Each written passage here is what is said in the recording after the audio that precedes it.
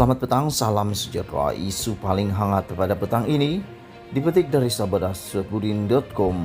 Kelirukan Parlimen, Najib diminta beri penjelasan. Berita sepenuhnya. Bekas Perdana Menteri Najib Razak diminta memberi penjelasan kepada Dewan Rakyat Rabu ini berhubung kenyataannya ketika perbahasan minggu lalu yang dikatakan mengelirukan Dewan. Speaker Dewan Rakyat Azhar Harun berkata, beliau telah menulis surat kepada Najib bagi mendapatkan penjelasan mengenai perkara itu dan meminta bekas Perdana Menteri itu memberi kenyataan. Saya telah menulis kepada YB yang berhormat pekan untuk meminta penjelasan serta YB Menteri Kewangan tentang apa yang beliau katakan tempoh hari dan saya sedang menunggu jawapan. Sekian isu hangat petang ini. Jangan lupa tinggalkan komen anda. Sila tekan butang subscribe dan kita jumpa lagi. Bye-bye.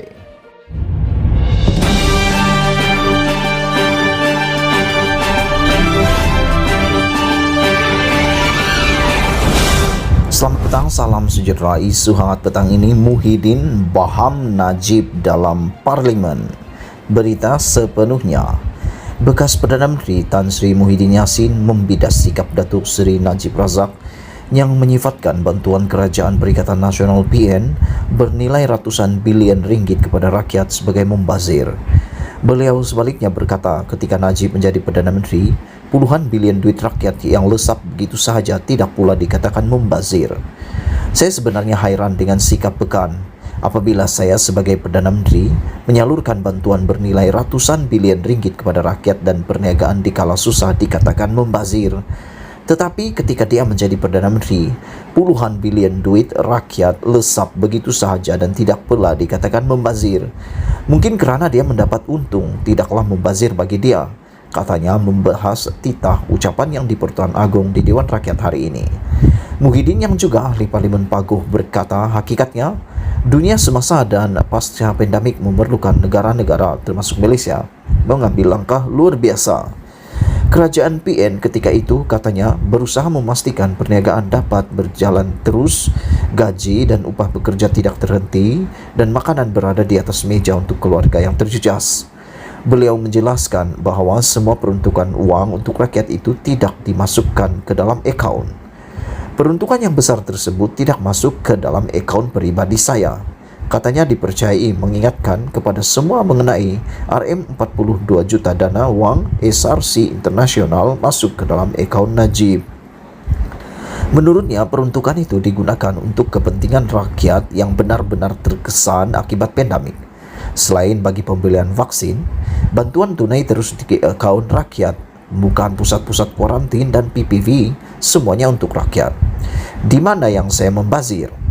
Kesemua uang yang diperuntukkan itu adalah bagi membantu rakyat dan negara menjana pendapatan yang menyumbang kepada kesan berganda ekonomi.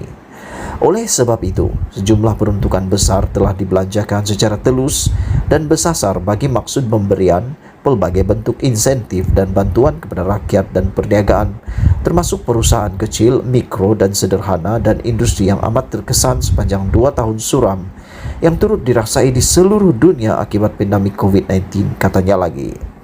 Muhyiddin berkata dakwaan Najib pada 2 Mac lalu di Dewan Rakyat berkenaan hutang 1MDB yang tidak dibayar menggunakan wang rakyat juga adalah satu kenyataan tidak benar dan mengelirukan. Saya hairan pekan sebagai bekas Perdana Menteri dan Menteri Kewangan boleh terlupa bahawa hutang-hutang 1MDB adalah dijamin oleh kerajaan. Apabila 1MDB gagal membayar hutang-hutang termasuk faedah yang keseluruhannya berjumlah lebih RM50 bilion, maka kerajaanlah yang terpaksa membayar hutang-hutang itu, katanya. Muhyiddin juga memetik penjelasan Menteri Kewangan Tengku Datuk Seri Zafrul Abdul Aziz pada 3 Mac bahawa setakat akhir Februari 2022, jumlah hutang 1MDB yang masih perlu dibayar adalah bernilai RM38.8 bilion, merangkumi RM32.3 bilion hutang prinsipal dan RM6.5 bilion faedah hutang. Katanya, Menteri Kewangan pada Januari lalu turut memaklumkan bahawa kerajaan sudah membayar hutang 1MDB berjumlah RM13.3 bilion setakat ini. Maknanya, Ini duit rakyat lah. Mungkin apa yang dimaksudkan oleh Pekan ialah oleh kerana kerajaan telah berjaya merampas semula sebahagian wang dan aset 1MDB yang telah dicuri. Maka gunalah wang dan aset itu untuk membayar balik hutang 1MDB, katanya. Beliau turut menyenaraikan beberapa aset yang berjaya dirampas semula, termasuk kapal layar mewah bernilai AS 130 juta, jet pribadi dan aset mewah milik anak tiri Najib. Kesemua aset-aset ini tentunya dibeli bukan untuk tujuan pelaburan yang menguntungkan 1MDB, tetapi sebaliknya dikeroyok oleh orang-orang yang rapat dengan Pekan, menggunakan sebahagian wang berjumlah 4.5 bilion dolar AS yang dicuri dari 1MDB. Nasib baiklah Barisan Nasional kalah dalam PRU14 dan Najib tidak lagi menjadi Perdana Menteri. Maka kerajaan telah menubuhkan sebuah pasukan petugas khas untuk merampas semula wang dan aset 1MDB yang dicuri. Semasa saya menjadi Perdana Menteri, saya telah mengarahkan pasukan petugas khas ini untuk menjejak dan mendapatkan kembali wang dan aset 1MDB yang disorok di negara-negara asing. Saya difahamkan setakat ini lebih RM20 bilion wang dan aset 1MDB telah berjaya dirampas semula oleh kerajaan dan dimasukkan ke dalam akaun amanah mendapatkan kembali aset yang akan digunakan untuk membayar sebahagian hutang 1MDB. Bayangkan jika Pekan masih Perdana Menteri.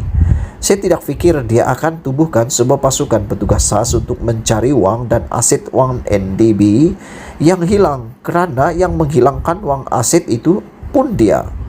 Jadi benarlah Pekan itu seorang yang cerdik-cerdik berbohong, kata Muhyiddin. Beliau berkata kerosakan akan melanda negara jika integriti tidak dijadikan pegangan pemimpin yang mentadbir kerajaan. Apalagi yang kesnya terkenal sinetron dunia sebagai dengan izin The Biggest Scandal of the Century yang melibatkan rantaian penyangak kewangan global atau The Plundering Idiots yang mencetuskan a national embarrassment, katanya. Teks ucapan penuh Tan Sri Muhyiddin Yassin di ruangan rencana. Sekian isu hangat petang ini. Jangan lupa tinggalkan komen Anda, sila tekan butang subscribe dan kita jumpa lagi. Bye-bye. Selamat malam, salam sejahtera. Terima kasih karena bersama dengan saya di Nazilin Unity Channel. Ulasan tanpa sempadan, bongkar jangan tak bongkar, bongkar jangan malu-malu, bongkar sampai terlonde. Hari ini daripada Sinar Harian, satu kutipan laporan berita diterima. Najib mengatakan bahawa Barisan Nasional sedang mendahului di PRN Johor. Sebelum kita teruskan isu pembongkaran, isu ulasan pada petang malam ini, sila tinggalkan komen Anda. Adakah Anda setuju dengan kata-kata Najib bahawa BN sedang mendahului dalam PRN Johor? Ataupun pada pendapat Anda, ada ramai orang macam yang Muhyiddin cakap, ramai datang lihat Najib berkempen bukan kerana mereka suka Najib, tapi mereka mau lihat muka perompak, kata Muhyiddin Yassin semalam. Adakah apa yang dikatakan oleh Najib ini hanya bersandarkan pada pengamatan pemerhatiannya semata-mata bahawa ramai orang yang datang ketika beliau berkempen? Walau bagaimanapun menurut Najib, beliau tidak menaruh, masih lagi tidak berharap sepenuhnya, ataupun beliau tidak membuat apa-apa jangkaan terlalu awal, kerana menurutnya masih terlalu awal untuk menentukan keputusan PRN Johor tersebut. Dan menurut Najib, yang perlu dilakukan adalah bekerja keras sehingga ke titik akhir kempen tersebut. Dan beliau katakan momentum yang diperoleh oleh BN adalah baik pada minggu pertama kempen PRN Johor berbanding parti-parti yang lain. Jadi walau bagaimanapun kita ucapkan kepada Najib kerana beliau begitu yakin.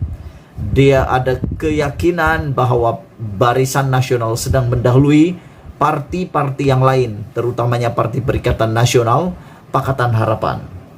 Dua parti yang lebih besar, yang besar, dan juga PKR. Jangan lupa, ada juga Parti Pejuang dan Amanah. Ada juga parti-parti warisan, parti muda yang lain. Kita jarang mendengar sekarang kempen muda di media sosial, terutama dia dalam portal-portal berita. Kita tidak tahu di mana parti muda, kedudukan parti muda sekarang bagaimana. Kita pun tidak dapat pastikan bagaimana kedudukan Parti Pejuang sekarang, sebab yang banyak masuk dalam media sekarang adalah Perikatan Nasional dan sedikit daripada PKR. Kadang-kadang timbul juga lah Tun Mahathir Mohamad. Jadi sebelum kita berpisah malam ini, apa pendapat Anda? Siapa yang akan menang PRN Johor ini? Karena menurut Najib, Barisan Nasional sedang mendahului kempen PRN Johor. Sebelum kita berpisah, jangan lupa tinggalkan komen Anda. Siapa yang Anda sokong? Adakah Barisan Nasional akan menang besar lagi seperti dalam PRN Melaka dan PRN Sarawak?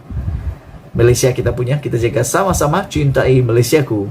Kita jumpa lagi. Bye-bye.